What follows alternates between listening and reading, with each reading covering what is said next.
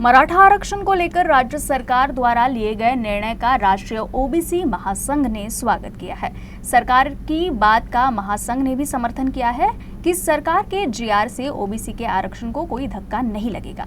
बावजूद इसके नागपुर के संविधान चौक पर महासंघ का आंदोलन जारी है। ओबीसी नेता बमनराव तायवाड़े के मुताबिक सरकार से महासंघ की 18 अन्य मांगे हैं। इन मांगों को लेकर सरकार जब तक कोई निर्णय नहीं लेती तब तक ये आंदोलन जारी रहेगा। मराठा आरक्षण को लेकर राज्य सरकार ने जीआर निकाल दिया है। बावजूद उसके नागपुर में राष्ट्रीय ओबीसी महासंघ द्वारा आंदोलन अब भी शुरू है।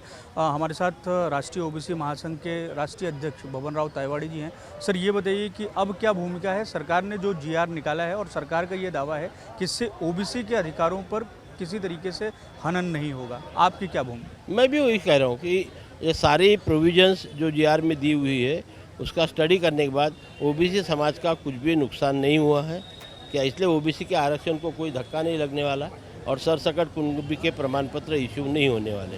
तो हम अभी भी अपने मांग पर ठाम है, वो मांग को अभी तक कोई धक्का नहीं लगा है। तो पर आप लोगों की भूमिका क्या है? अब भी आप उपोषण पर बैठे हैं। कल ही मुख्यमंत्री ने कहा, ये निवेदन किया था कि उपोषण को अब खत्म कर दिया जाना चाहिए क्योंकि जीआर में ऐसी कोई बातें है ही नहीं। लेकिन हमारी 14 मांगे हैं। अब एक मांग पर कल उन्होंने निर्णय दिया, बची हुई 13 मांगों पर सरकार हमसे चर्चा करे और हमको अपना निर्णय सुना है। तो अगर हम समाधानी हो गए तो हमारा उपोषण मांग पीछे ले लेंगे। ये उपोषण आप कब तक जारी रखेंगे? जब तक सरकार के साथ चर्चा नहीं होती। सरकार के साथ चर्चा नहीं होती। और आप ये भी मांग कर रहे हैं कि मुख्यमंत्री स्वयं संविधान चौक पर जहां आप बैठे हैं वहां पर आएँ और आपसे बातचीत करें, इस तरीके की मांग है या सिर्फ सरकार से चर्चा? सरकार है, वो हमें बम्बई बुलाएंगे तो हम बम्बई जाएंगे। वो अगर यहाँ आए तो स्वागत ही है, उनका गाँव है, उनके लिए कुछ नया नहीं है।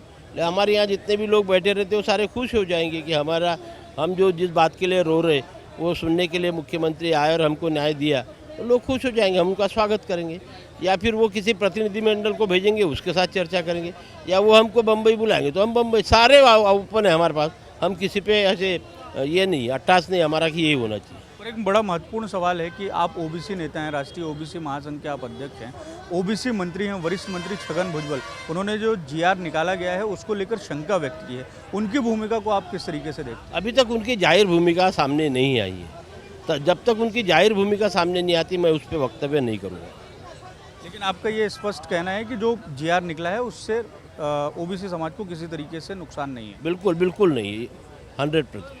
धन्यवाद सर, हमसे बात करने के लिए। तो ये थे राष्ट्रीय ओबीसी महासंघ के अध्यक्ष डॉक्टर बमनराव तायवाड़े, जिनका ये कहना है कि जो जीआर मराठा आरक्षण के संदर्भ में निकाला गया है उससे ओबीसी समाज को किसी तरीके से नुकसान नहीं है। अन्य जो 14 मांगे हैं उसको लेकर उनका ये जो उपोषण है वो आगे भी जारी रहेगा जब तक सरकार चर्चा के लिए सामने नहीं आती। वीडियो जर्नलिस्ट अतुल गवई के साथ दिव्येश त्रिवेदी, न्यूज़ नागपुर।